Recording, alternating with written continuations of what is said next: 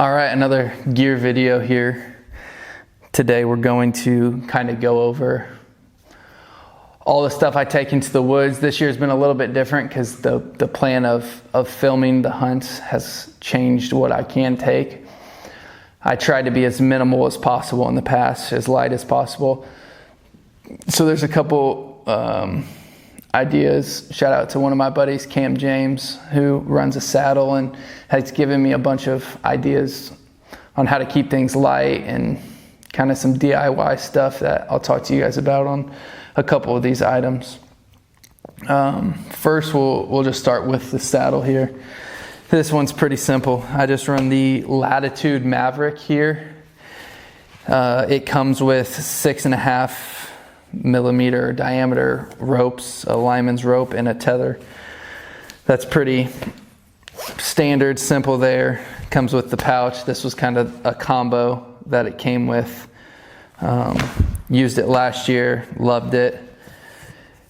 Made a couple, this is a Cam James idea, made a couple of these slip knots here, and I will throw my sticks on here. I'll put my first one up and throw the other 3 sticks onto here, so when I'm going up the tree, I don't have to go up and down. I can get up in the tree without going back to the ground. So that is huge. So I run those little slip knots. First little trick there. So that's the saddle I'm running and a couple of the little tricks I got. Platform, we run the Workhorse, or I run the Workhorse here, and then this is the Tethrd Knushion XT. A lot of these, honestly, I might keep saying it, shout out to Cam James, because when he was telling me about the cushions, he said to get this one because it has the flare on it. So when you're on the tree, your knees don't feel like they're gonna slip out from under you. The flare kind of helps you out there. And then I just take the 2 ends of the bungee cord, wrap them around the platform, and kind of just tie it onto there. It stays on my platform until I get up in the tree. And then I got the Workhorse platform. I throw a bungee on the end of the tree buckle here, and that just is so it's cinched down tight and it's not going to be clanking around. But when you take that off, a couple things I did to the platform here. Hopefully you guys will be able to tell the difference on the video. But the first thing is I took paracord and put it right where this, I guess you call it, leg of the platform hits with the platform, so it deadens the sound there. So just wrap some paracord, and that helps with canceling the noise. Also doesn't add a bunch of weight. And then I bought some rubber tubing. This is like heat tubing off Amazon, and just threw it around the metal buckle to deaden the sound. That's without it on. And then you throw it on and you throw it over that. It's not super easy, but it doesn't kill it, but it's a lot better than what it would be if I didn't have it on there. So that's a platform. It's a little small, I will say, as a taller guy. So if you're a taller dude getting into saddle hunting, maybe look for an XL platform. It doesn't bother me a ton, but it definitely is. I got big feet and I'm fairly tall, and it feels a little small up in the tree. But again, depending on what you prioritize, if you want to keep it light, the smaller one is obviously huge, but if you don't mind carrying a little bit more weight, then maybe getting an XL one will be better. But I love that platform. It's great. It's got the grooves on it for your boots, the stippling or whatever you want to call it on the outside to give you good traction. Sticks, these are the XOP X2s. I pretty much have rigged these up. They're fairly bulky. These were the first sticks I had, so I've kind of just kept running with them. if I get something new, the next thing for my setup will be new sticks for sure. They're pretty light still, but not as light as I'd like them to be. And you can see they're pretty bulky here. It does the job for now, but I run 2 aiders on here, so I got the slip knots to tie those down just in carrying fashion here.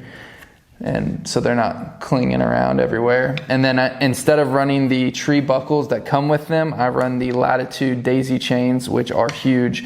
Gives you the ability to get around bigger trees. The buckles for the trees, the cam buckles, don't let you get around as big of trees. So having the daisy chains are huge. It's not a huge difference in weight, but it's a big difference. I also stealth strip pretty much everywhere you can stealth strip here to help deaden sound. I got under the steps, pretty much all the way down the center of them. But I mean, it does the job. Like I said, if one thing's gonna get upgraded from my setup, it'll be the legs. And then this is where it kind of changed from this year. We'll actually go with Bino Harness. This is pretty simple. I run a Leopold Bino Harness, rangefinder pouch there. I'm running the Vortex Crossfire 10x42, pretty just cheap pair of binoculars. You can get it at Bass Pro or something like that. The rangefinder I use is a 1600 range intensity from Cabelas. Takes in slope. And then got the little rangefinder cord there. But both of those are pretty low key, nothing special about them. Just binos that get the job done and a rangefinder that gets the job done. And then the front of this pouch here, I'm using the Onnex Clicker this year.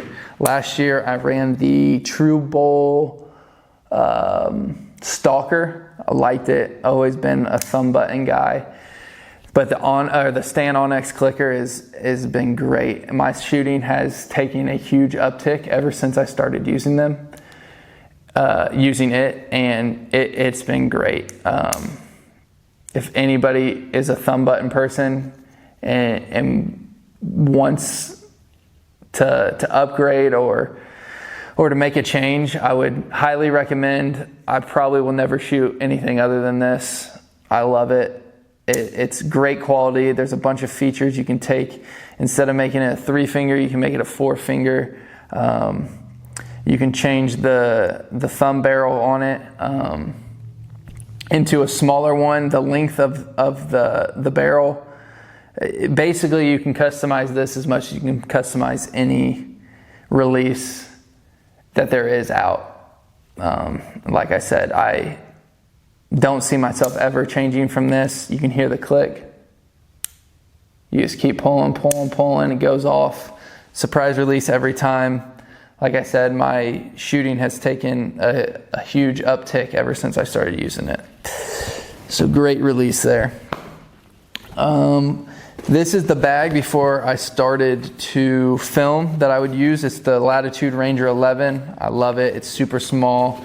Again, saddle hunters that are trying to keep it light and quiet. The Latitude guys do a great job of making very light, very compact gear that kind of all suits each other. I just throw the legs and the platform on the front there. I have a couple of those slip knots on the side here if I need to throw anything off the side.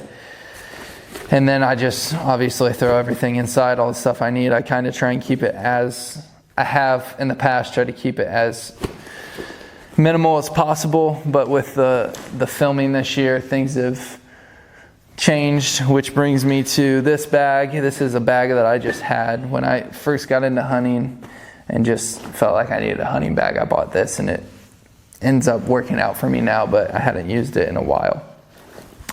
A couple of just the random things I bring. I always bring a hand saw, any branches that need cut. I have the Silent Connect system on my Matthews, so The bow rope is there. Got a couple flashlights. Those are essential when it's dark and I'm scared to walk out of the woods. And then, let's see. This is my filming gear here. This is a 4th Arrow, their fluid head, their big fluid head. Right now the camera's on their smaller fluid head. If I'm in a ground blind, I will probably use the bigger one. If I am saddle hunting in a tree, I will probably use the smaller one with this is their saddle light arm here. I think it's the light, saddle light is what they call it. But I haven't used it yet. I'm gonna stealth strip it to kill some of the noise on it. They did a good job of making sure there's no clanking on it. It's super compact, and then you get a fair amount of length with it stretched out. So I'm running that this year. And then this is the straight arm by them. This is for your second angle. Get up on a tree, and then I run a GoPro off of that, which works great. This is something that saddle hunters, especially guys who are going to keep it minimal, need to know about. I will shout out the guys. This is again a Cam James feature here. Some guy 3D prints these and sells them, and they are awesome. It is basically just a compact bow rope and then hangers. You get 3 hangers here, and you wrap around the tree. It's a paracord rope, and then you clip in here, and then you tighten it around the tree, and you have your 3 gear hooks there, and then this drops down as your bow hanger.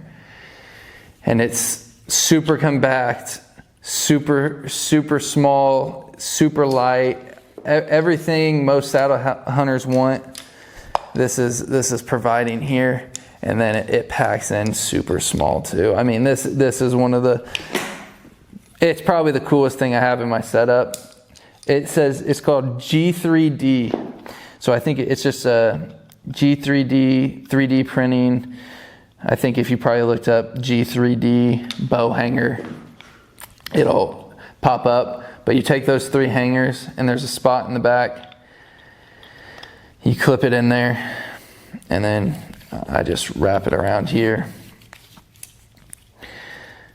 Clip that back into there. Finish wrapping it up, and it's tiny. It's awesome. That's probably one of my favorite things I have in my setup. I think that is about it. Nothing too special. Like I said, I don't always hunt out of a saddle. Every once in a while, I'll hunt out of a ground blind, or I will hunt out of a lock-on.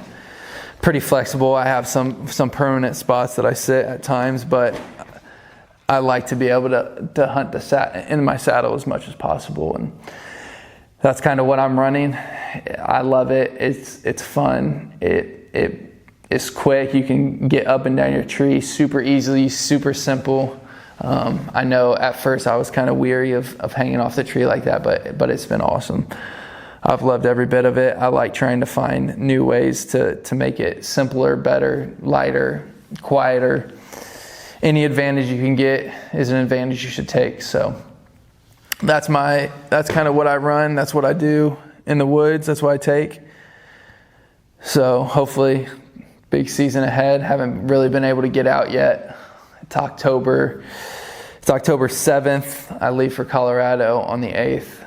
I'm gonna put this video out at some point on my trip, and then I get back at some point like the 12th or the 13th, and I'll probably start my season then and hopefully get a couple big boys on the ground. Peace.